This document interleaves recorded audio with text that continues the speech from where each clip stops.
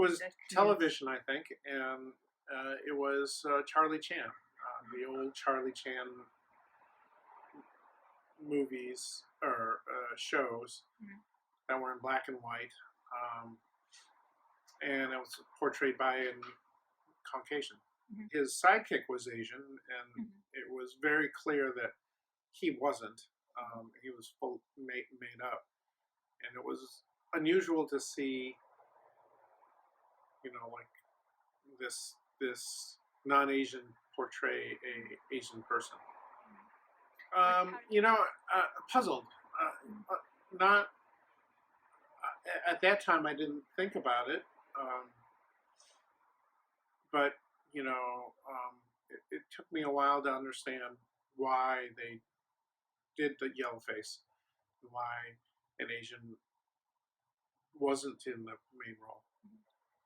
Well, as I grew older, I realized that this was another form of discrimination and another form of maintaining sort of the status quo of the white sort of machine continuing to give the larger projects and the larger roles to white people rather than Asians. The patterns are, stereotypic roles. There's no real leading man role. I think the only one that I know of is Ken Watanabe, who played some leading characters, but most of the time Asians were portrayed as either a chef or a nerd or a nerd with glasses or some sort of scientist, doctor, engineer. Again, a stereotype. Well,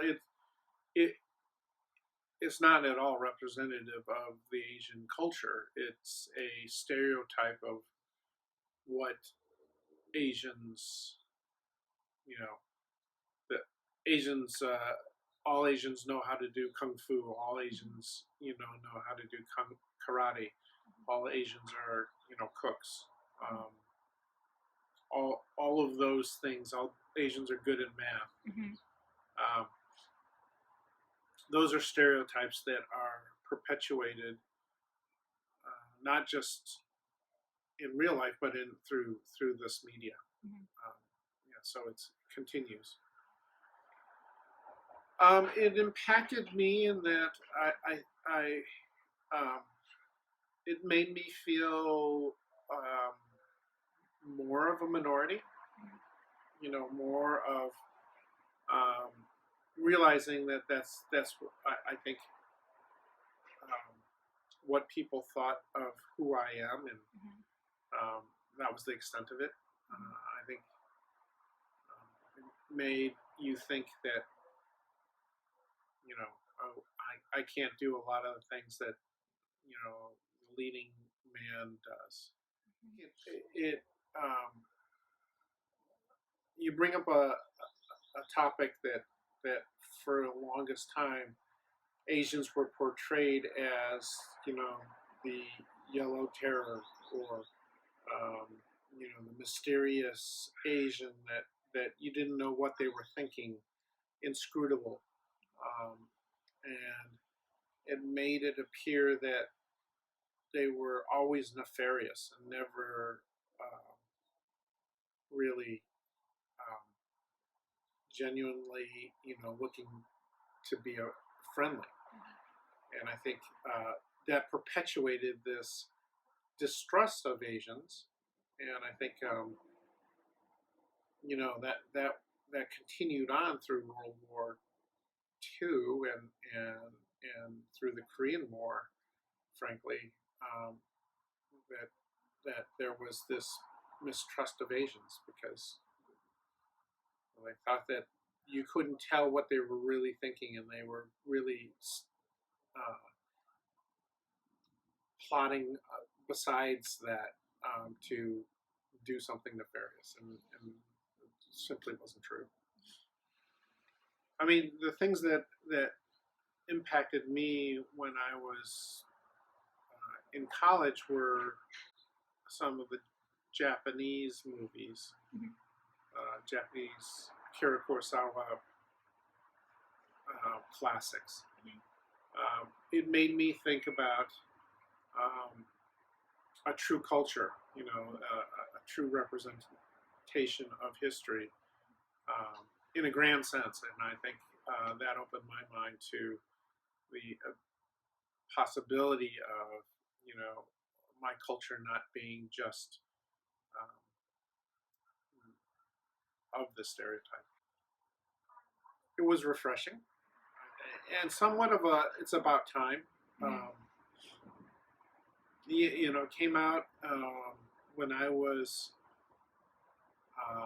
middle-aged, or not middle-aged, but in my teens, and I was learning about who I was, and so it was empowering in some ways. Yeah. Oh, of course, Bruce Lee. I loved the Green Hornet. I loved how confident he was, and I think he portrayed Asians as confident and self-assured. It was much less. While he was subservient, it was you saw it done with a twinkle in his eye, so that it gave you the thought, well, yeah, he knows that it's not really that, he's just playing them, and I thought that was pretty cool. Well, certainly as movies and TV shows progress, I think integrating Asians into casts that are and showing not just Asians, frankly, and showing groups to be multicultural, which it is in many cases. Having integrated cultures in the TV shows, people that are friends, the ensemble type things, would be the next step. I think as it with all things that are dominated by one thing, whether it be male dominance or white dominance or any of these other things,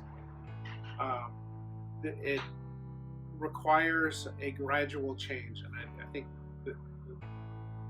the ability to actually be out there in any form is the first step.